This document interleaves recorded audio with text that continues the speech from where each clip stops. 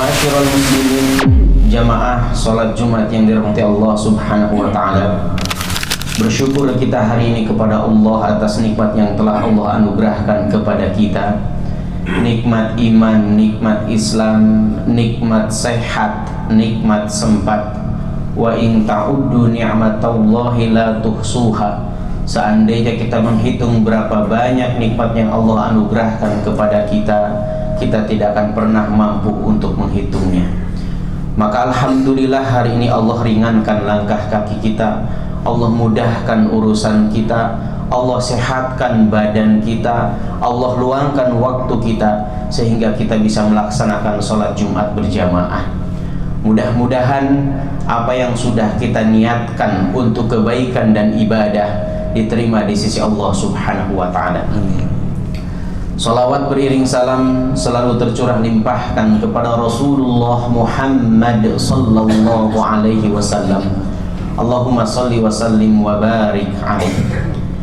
Jamaah salat Jumat yang dirahmati Allah, dari atas mimbar khatib berwasiat, mari sama-sama kita tingkatkan kualitas iman kita, kualitas takwa kita kepada Allah Subhanahu wa ta'ala. Karena dengan iman dan takwa inilah ibadah kita, amal soleh kita meraih ridho Allah Subhanahu wa ta'ala, sehingga cita-cita kita sama, harapan kita sama, fid dunya hasanah wa fil akhirati hasanah.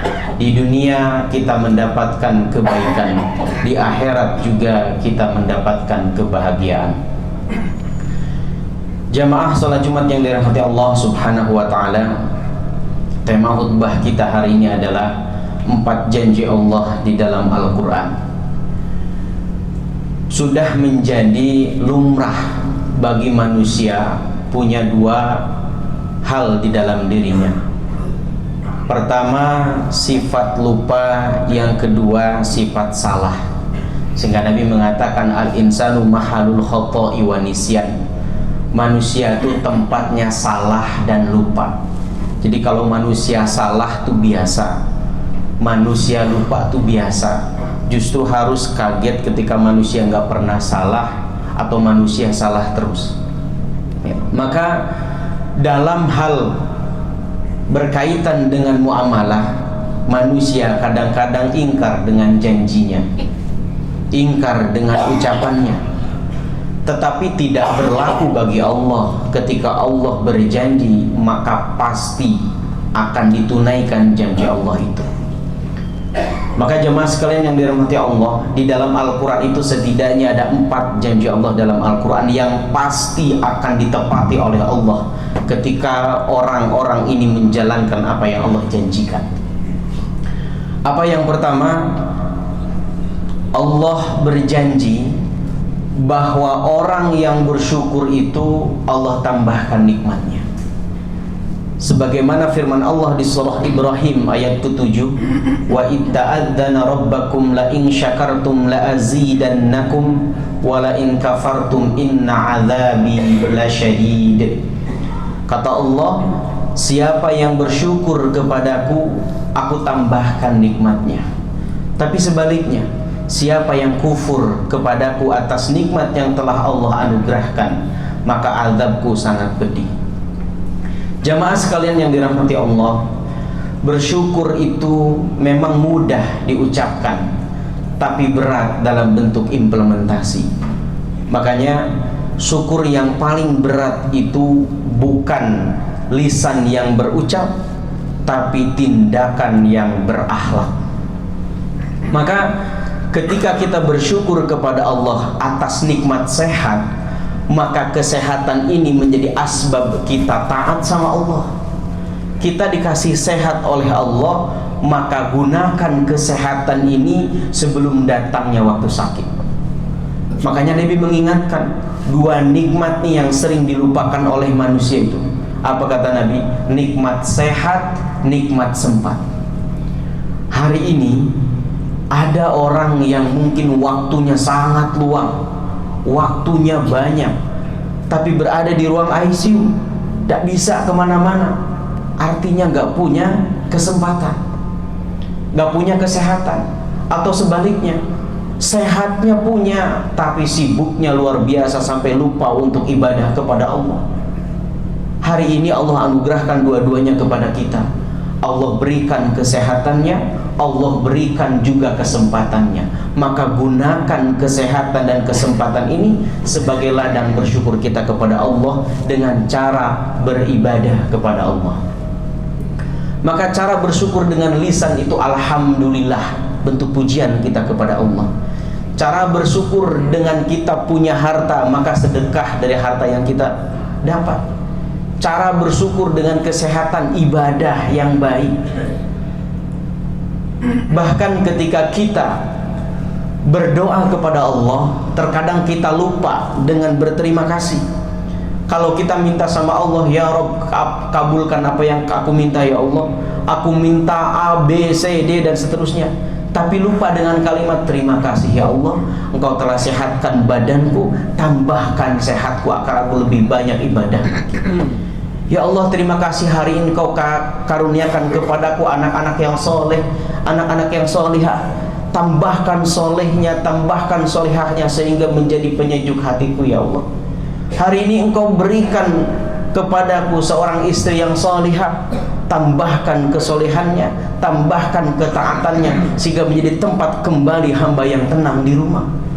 Jadi ketika kita berdoa, setidaknya kalimat syukur dulu keluar dari lisan kita sebelum kita minta apa yang kita inginkan. Itu etika dan adab dalam kita berdoa. Maka kata Allah, siapa yang bersyukur kepadaku, Allah pasti tambahkan nikmatnya. Maka banyak-banyak bersyukur. Bersyukur tidak harus menunggu kaya, tapi bersyukurlah engkau akan kaya. Bersyukur tidak harus menunggu kita bahagia, tapi bersyukurlah maka engkau akan menjadi orang yang bahagia. Janji Allah yang kedua dalam Quran adalah di surah Al-Baqarah ayat ke-152. Fadhkuruni adzkurkum washkuruli wala takfurun. Kata Allah, siapa yang eling kepadaku, siapa yang ingat kepadaku, maka aku akan ingat kepada dia. Siapa yang banyak berzikir kepada Allah, maka Allah akan berikan ketenangan di dalam hidupnya. Jadi fenomena hari ini yang menyebabkan terjadinya stres, terjadinya kriminalitas, itu penyebab utamanya adalah mental yang rusak. Penyebab utamanya adalah pikiran yang tidak tenang. Sehingga banyak orang mencari ketenangan lewat kesenangan, mencari ketenangan lewat hiburan. Padahal ketenangan itu kata Allah lewat zikrullah. Siapa yang memberikan kita ketenangan? Kesenangan apakah menimbulkan ketenangan? Belum tentu. Tapi dengan ketenangan setidaknya kesenangan itu datang. Maka kata Allah, huwallazi anzala sakinata fi qulubihim, huwallazi anzala sakinata fi qulubil mu'minin liyazdadu imanan ma'a imanihim. Jadi ketenangan itu datangnya dari Allah.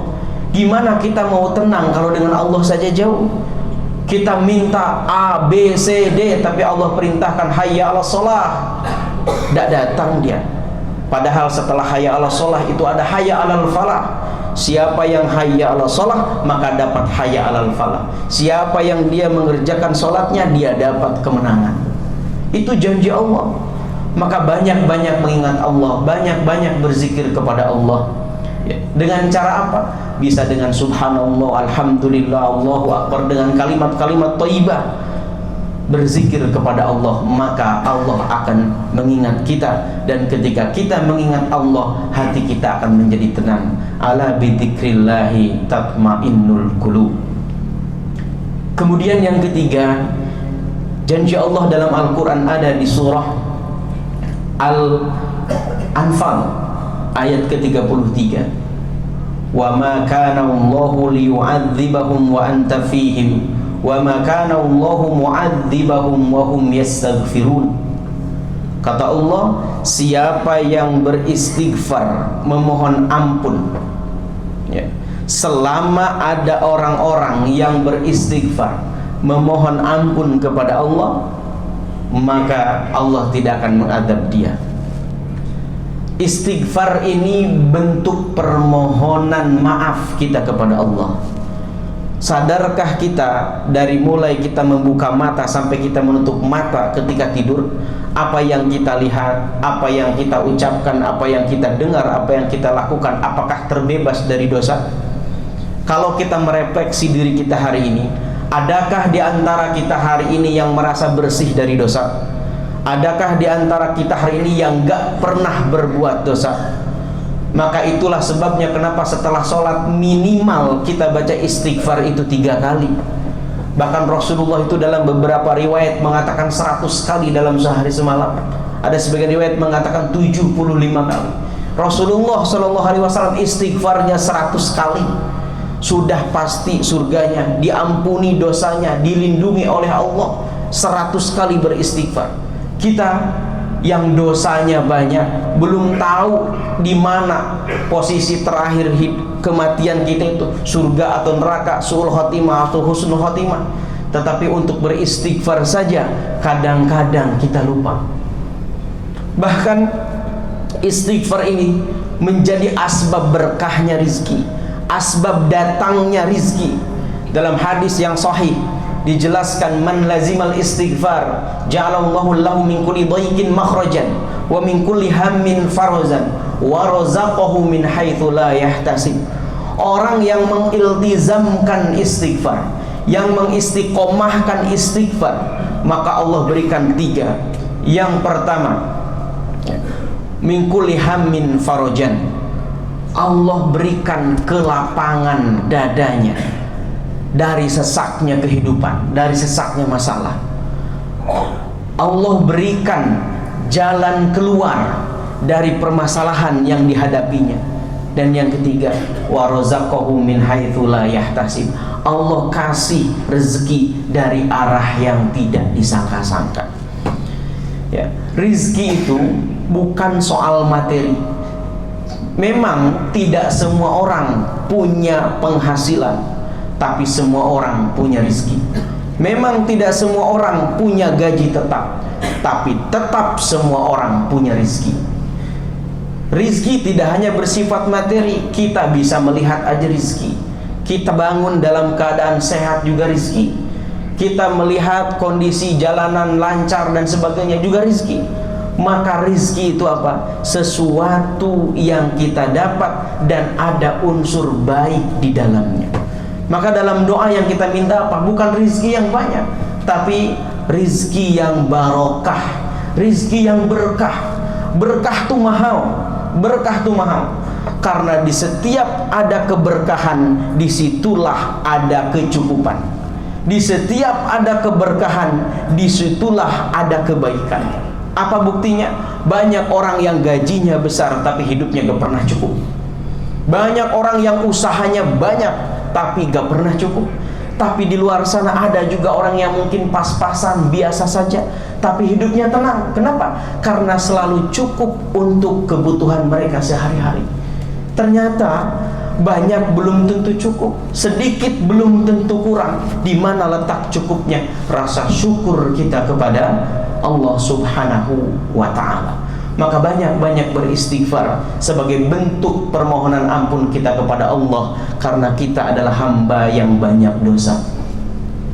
Jamaah salat Jumat yang dirahmati Allah Subhanahu wa ta'ala. Kemudian janji Allah yang keempat, yang terakhir, ada di surah Ghafir ayat ke-60. Wa qala rabbukum ud'uni astajib lakum. Kata Allah, orang-orang yang berdoa kepadaku nanti aku akan kabulkan. Jadi jangan pernah bosan untuk berdoa kepada Allah. Mungkin doa kita hari ini belum dikabulkan, tapi Allah akan kabulkan. Bagaimana cara Allah mengabulkan doa? 3 caranya. Ada yang kita minta, Allah langsung kasih. Cash and carry, kita minta langsung dapat. Apa bentuknya ketika kita minta sama Allah langsung Allah kasih? Ini tujuannya supaya kita bersyukur. Yang kedua, ketika kita minta sama Allah, kata Allah, tunda dulu, jangan dikasih dulu. Kenapa? Dia belum siap untuk menerima apa yang mereka minta. Apa tujuannya? Supaya kita bersabar. Yang ketiga, jangan dikasih, tapi ganti dengan yang lain. Apa tujuannya? Supaya kita ridho dengan ketentuan Allah. Karena terkadang jemaah, yang kita minta itu bukan apa yang kita butuhkan, tapi apa yang kita inginkan. Sedangkan Allah memberikan apa yang kita butuhkan.